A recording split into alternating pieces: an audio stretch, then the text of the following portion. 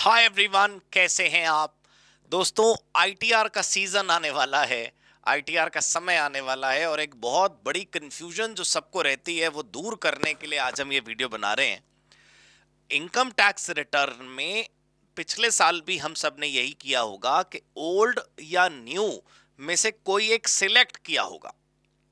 ITR के अंदर हम सब जानते हैं कि दो अलग अलग रिजीम हैं। अगर आपको वो नहीं पता तो हमारे सीएफएम कोर्स से आपको पता चल जाएगा। आइए और जानिए उसके बारे में। लेकिन अगर आप जानते हैं तो आपको कंफ्यूजन कहाँ है कि क्या हर साल ओल्ड वर्सेस न्यू हमने सेलेक्ट करना है? क्या एक बार न्यू में आ गए तो वापस ओल्ड में नहीं जा सकते?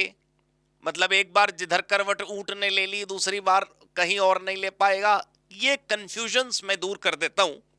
आज की वीडियो का हमारा टाइटल है switching off old and new regimes in ITR filing. Let me show you the first thing, number of times you want to change the regime. देखो, अगर आप बिजनेस इनकम वाले हो, अगर आप बिजनेस इनकम वाले हो तो आपको हर साल चूज करना होगा, वो तो ठीक है। लेकिन अगर एक बार आप नए में चले गए तो वापस ही नहीं है। दोबारा सुन लीजिए मैंने क्या कहा। अगर आपकी बिजनेस इनकम है, if you have business income, then you better decide in advance old versus new and you better decide with full comparison। अगर आपकी बिजनेस इनकम प्रोफेशनल इनकम है और आप शिफ्ट हो गए नए में तो वापसी नहीं है। ध्यान से देखिए यहां पर, after switching to the new regime, taxpayers with business income will not be allowed to revert to the old regime in future years। ठीक है जी, क्लियर हो गई बात। यानी कि आपके पास इकलौता चांस है नए में जाने का।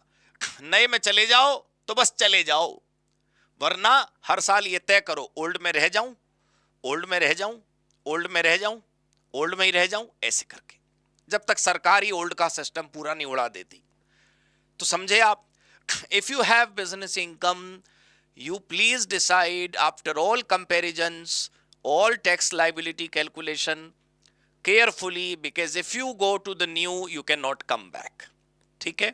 और ओल्ड में रहने के लिए आप जानते हैं आपको ये फॉर्म भरना होता है 10IEA। ये फॉर्म कैसे भरते हैं इस पर हम एक अलग वीडियो बना सकते हैं, वैसे हमारे कोर्स में ये है। प्लीज याद करिए मैंने क्या कहा। यदि आपकी बिजनेस इनकम है और आप न्यू में नहीं जाना चाहते, आप ओल्ड में ही रहना चाहते हैं, तो आपको 10IEA भरना होगा। Clear. 10IEA is only necessary for those with business or professional income filing ITR 3, 4 और 5। ठीक है जी, क्लियर हो गई बात, पक्का कंफर्म्ड हो गया आपको। अब बिजनेस इनकम के अलावा वालों की बात करते हैं। एक आखिरी बार मैं रिपीट कर देता हूं, बिजनेस इनकम है और न्यू में जाना चाहते हैं या न्यू में चले गए हैं तो बस दरवाजे बंद हैं, अब ओल्ड होगी नहीं, कंफ्यूजन खत्म। लेकिन अगर बिजनेस इनकम है, अभी ओल्ड में है, तो इस साल फिर आप डिसाइड कर सकते हैं कि ओल्ड में रहना है कि न्यू में रहना है। अगर आप ओल्ड में रहना चाहते हैं तो आपने ये फॉर्म भर देना है 10IEA। जहां पर आप फाइल आईटीआर का ऑप्शन क्लिक करते हैं, ठीक उसके नीचे इनकम टैक्स फॉर्म करके ऑप्शन है और वहां पर आप ये फॉर्म भर सकते हैं। क्लियर। अब नॉन बिजनेस की बात करते हैं। जो नॉन बिजनेस हैं, यानी जिनकी इनकम प्रोफेशनल नहीं है, बिजनेस इनकम नहीं है, उनके पास बहुत बढ़िया फ्लेक्सिबिलिटी है, एनुअल फ्लेक्सिबिलिटी है। हर साल इनको डिसाइड करना है कि ये ओल्ड में रहना चाहते हैं या न्यू में। इनके लिए दरवाजे कभी बंद नहीं हो रहे। हर साल इन्हें केवल और केवल फॉर्म के अंदर ही सिलेक्शन कर देना है कि ओल्ड में रहना है या न्यू में रहना है। इनको कोई फॉर्म भरने की जरूरत नहीं है। मैं आपको दिखाता हूं लाइन पढ़कर। Individuals and HUF filing simpler forms like ITR 1 और ITR 2 can skip the form and directly opt out. यानी फॉर्म के अंदर ही ITR जो भरते हैं उसी में एक जगह क्लिक होगा, टिक होगा।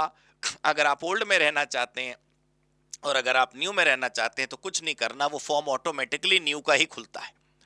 तो मेरा कहने का मतलब है, सबसे पहले याद कर लीजिए, बिजनेस इनकम है, नए में जा चुके हैं या जाना चाहते हैं, आराम से नए में जाइए, वापसी नहीं है ओल्ड में। अगर नए में नहीं जाना चाहते बिजनेस वाले, ओल्ड में रहना चाहते हैं, तो फॉर्म भरना है 10IEA।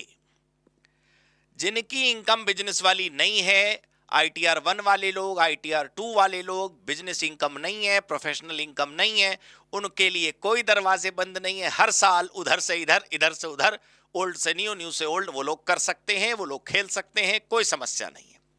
ठीक है, और उनको कोई फॉर्म भी नहीं भरना, 10IEA टाइप कोई फॉर्म नहीं है। So this was a very very very much needed clarification these days, इसलिए हमने आपके लिए वीडियो बनाई।